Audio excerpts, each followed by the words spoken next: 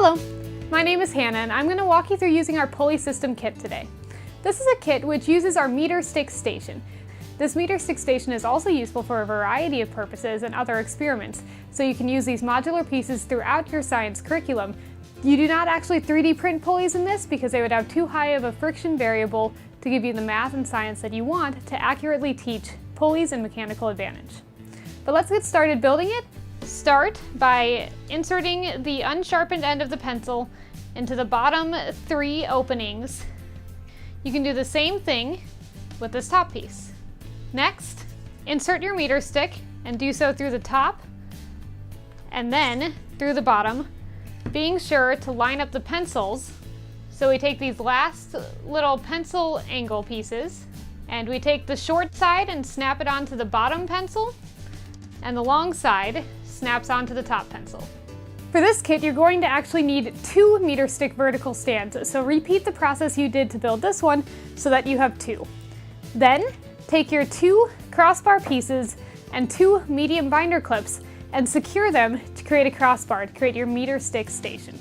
For the pulley system kit, you're going to want it pretty high up on the meter stick so that you have plenty of space to work with as you build your pulleys. Then, before you add your crossbar, take the 2 closed holds and slide them into the center of your meter stick that will create the crossbar. Then insert it into each of the crossbar holds on either meter stick to create your meter stick stand. Secure the pulley of your choice and the spring scale directly to the setup so that you have an easy way to start talking about math and science and mechanical advantage through pulleys. In this case, we have a 500-gram spring scale and a 500-gram weight. The more pulleys you run it through, the greater mechanical advantage you have. What's really good then is to let the students try and figure out on their own why the amount of force is changing the way that it is. So when we had a single tandem pulley that just went down and back up, the weight was reduced by half. Now we have it going down, up, and the rate is reduced by 4. So what you can get the students to do and build on their own is realize that each of these 4 strings is carrying a part of the weight.